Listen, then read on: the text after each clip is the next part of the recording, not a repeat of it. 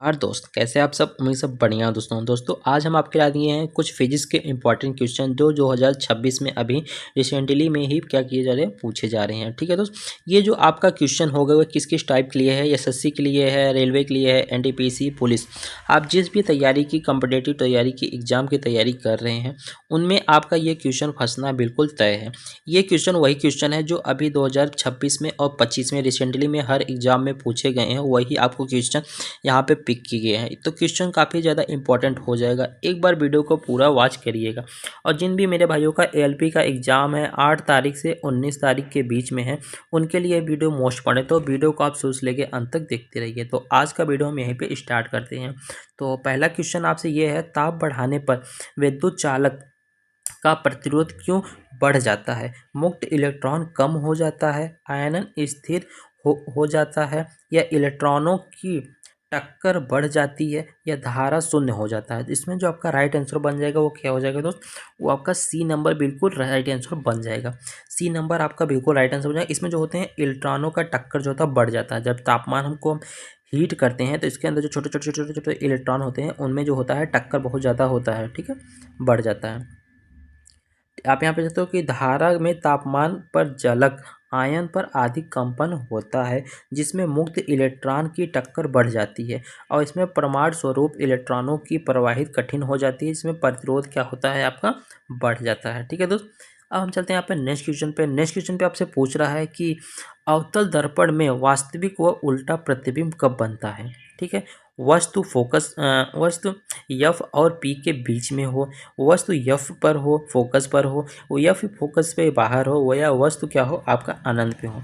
आपका वास्तविक और उल्टा कब बनेगा दोस्त प्रतिबिंब? इसमें जो आपका राइट आंसर बन जाएगा दोस्त वो कब बन जाएगा? सी नंबर बिल्कुल राइट आंसर। जब वस्तु को हम अवतल है तो हम वस्तु को जब बाहर रखेंगे तभी जाके आपका यहाँ पे बनेगा। वस्तु को एफ से बाहर रखेंगे तो इसमें जो किरण का होगा वो परावर्तन के कारण आपका वास्तविक और उल्टा प्रतिबिंब बनेगा।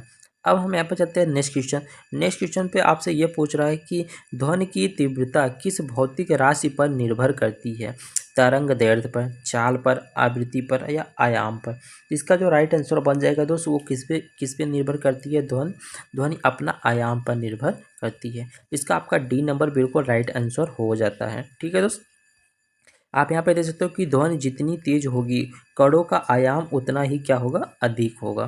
ठीक है दोस्त, अब आपके यहाँ पे देख सकते हो आवृत्ति में आप ध्वनि की तीव्रता को हम पिच करते हैं, और जो आपकी ध्वनि की तत्क्षणता को हम पिच कहते हैं, और आप यहाँ पे लाउडनेस कहते हैं, और जो तीव्रता होती है उसको क्या कहते हैं? जिसमें शोर ज़्यादा तो उसे लाउडनेस कहते हैं। इसमें पूछ रहा है निर्वात में ध्वनि क्यों नहीं चलती है? तापमान नहीं होता है, या दाब नहीं होता है, या माध्यम नहीं होता है, या ऊर्जा नहीं होता है। इसका जो राइट आंसर बन जाएगा 7 नंबर का वो आपका सी नंबर हो जाएगा, क्योंकि जब निर्वात है वहाँ पे वायु नहीं रहता, उसमें भी कोई माध्यम नहीं होता है, इसलिए वहाँ पे कोई भी तरंग दैर्ध्य नहीं होता है। देखो, ध्वनि का यांत्रिक तरंग होना बहुत ज़्यादा एक जरूरी है। चलने के लिए माध्यम का कण होना भी जरूरी है। निर्वात में कण नहीं पाए जाते हैं और इनके कारण ही ये नहीं चल पाते हैं। ठीक है दोस्तों, अब नेक्स्ट क्वेश्चन की बात कर लेते हैं। तो आपका रसायन विज्ञान केमिस्ट्री से होने वाला है इंपॉर्टेंट क्वेश्चन। ठीक है, जो भी इंपॉर्टेंट क्वेश्चन होगा आपका होगा। इसे Al2O3 का उभयधर्मी ऑक्साइड क्यों कहते हैं? यह केवल अम्ल से क्रिया करती है, इसके कारण कहते हैं। केवल क्षार से क्रिया करती है, इसके कारण कहते हैं। अम्ल क्षार दोनों से क्रिया करती है, इसके कारण करती है। यह जल से क्रिया करता है, इसके कारण कहते हैं। उभयधर्मी ऑक्साइड इसे क्यों कहा जाता है? इसका जो राइट आंसर बन जाएगा वो भी कौन बन जाएगा दोस्त? सी नंबर बिल्कुल राइट आंसर। यह अम्ल क्षार दोनों से क्या करती है दोस्त? क्रिया करती है। ठीक है दोस्त, आप देख सकते हो यहाँ पे ये अम्ल क्षार दोनों से क्रिया करती है, जिसमें लवण जल बनाती है। जब क्षार से करती है तब पर भी ये क्या बनाती है? जल ही बनाती है, जल बनता है। अब हम बात करते हैं कि pH7 किस प्रकार का विलयन को दर्शाता है? ये अम्लीय, क्षारीय, उदासीन, प्रबल। इसका जो आंसर है आपको कमेंट में बताना है कि आपका इसका आंसर 6 नंबर का आपका आंसर क्या होगा। इसको कमेंट में जरूर बताइएगा। और उससे पहले आपको ये बताइएगा इसमें हम जितने भी क्वेश्चन करा रहे हैं आपको कितना स्कोर बन रहा है? 40 में से 40 बन रहा है, या 40 में से आपका कितना बन रहा है? 35 बन रहा है। जितना भी बन रहा है आपको कमेंट बताना, ताकि हमको भी पता चले कि जो हम पढ़ा रहे हैं उनमें से कितने लोग ऐसे हैं जो ऑलरेडी ये सब क्वेश्चन को यहाँ पे पिक कर पा रहे हैं। हम चलते हैं नेक्स्ट क्वेश्चन पे। नेक्स्ट क्वेश्चन पे आपसे पूछ रहा है कि जंग लगना किस प्रकार का रासायनिक अभिक्रिया है।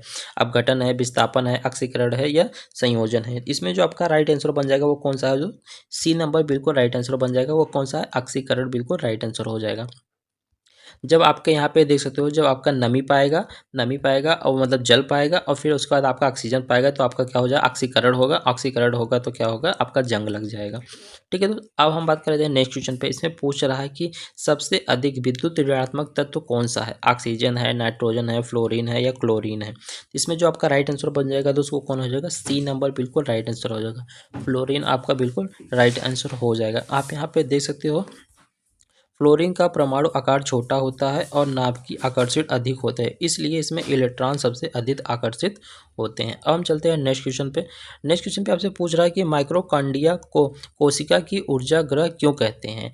इसमें डीएनए संग्रह करता है, प्रोटीन बनता है, एटीपी का निर्माण करता है या वसा संग्रहित रहता है। इसका जो राइट आंसर हो जाएगा दोस्तों क्या हो जाएगा, वो आपका सी नंबर बिल्कुल राइट आंसर हो जाएगा। यह एटीपी का ही क्या करता है दोस्त, निर्माण करता है। आप देख सकते हो कि माइक्रोकांडिया कोशिका में यह करता है शोषण होता है, जिसमें एटीपी, इसे ऊर्जा मुद्रा भी से कहा जाता है, इसलिए इसे पावर हाउस सेल भी कहा जाता है। अब हम बात कर लेते हैं नेक्स्ट क्वेश्चन पे। इसमें आपको बोल रहा है कि आरबीसी का जीवन काल 120 क्यों होता है, ठीक है दोस्त। आरबीसी का जीवन काल 120 क्यों होता है। यह नाभिक होने के कारण होता है, ऊर्जा अधिक होने के कारण होता है, झिल्ली कठोर होने के कारण होता है या नाभिकीय न होने के कारण होता है। तो इसमें जो आपका 10 नंबर का राइट आंसर बन जाएगा तो वो क्या हो जाएगा, वो आपका डी नंबर बिल्कुल राइट आंसर हो जाएगा, नाभिक का न होने के कारण।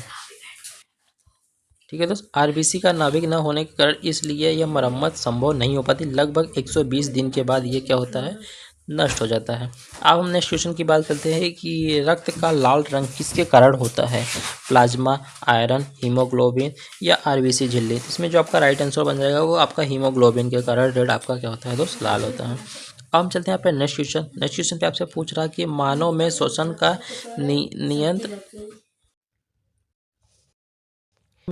नियंत्रण केंद्र कहाँ होता है। सेरेब्रम कार्टेक्स में होता है या सेरिबेलम में होता है, मेडुला में होता है या हाइपोथैलेमस में होता है। तो इसका जो आपका राइट आंसर बन जाएगा दोस्तों आपका कौन सा बन जाएगा दोस्त, आपका ये हो सी नंबर आपका बिल्कुल राइट आंसर हो जाएगा। कहाँ पे होता है दोस्त, मेडुला में होता है। अब हम चलते हैं यहाँ पे नेक्स्ट क्वेश्चन। आप यहाँ पे देख सकते हो कि मेडुला ऑब्लिंगेटा श्वसन, हृदय ग्रंथि और रक्तचाप को यहाँ पे क्या करता है, ये दोस्त नियंत्रण करता है। अब हम बात करते हैं नेक्स्ट क्वेश्चन। नेक्स्ट क्वेश्चन पे आपसे पूछ रहा है ओजोन परत की मुख्य कार्य क्या होता है। वर्षा कराना, ताप बढ़ाना, यूवी किरणों को रोकना या ऑक्सीजन को बढ़ाना। तो ओजोन परत हमारा क्या करता है दोस्त, ओजोन परत हमारा जो यूवी किरण है उसको क्या करता है दोस्त, रोकता है। इसमें सी नंबर बिल्कुल राइट आंसर हो जाएगा। ओजोन किरण जो हानिकारक परावैंगनिक किरण होती है उसको अवशोषित करके अपने पृथ्वी को यहाँ पे क्या करती है, रक्षा प्रदान करती है। रक्तचाप का पीएच मान कितना होता है, 6.8, 7.0 या 7.4, 8.2।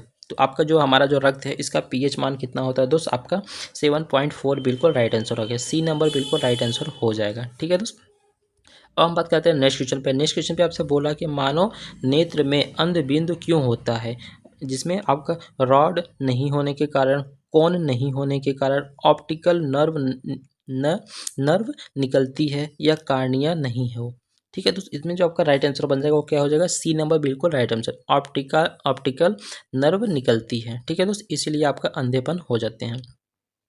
जिस स्थान पर ऑप्टिकल नर्व निकलती है वहाँ पर प्रकाश ग्रहण करने वाली कोशिका नहीं होती है, इसलिए आपका वहाँ पे भाग दिखाई नहीं देता। अब हम बात करते हैं नेक्स्ट क्वेश्चन पे। नेक्स्ट क्वेश्चन पे आपसे बोल रहा है विद्युत शक्ति इलेक्ट्रिक पावर का सूत्र क्या है।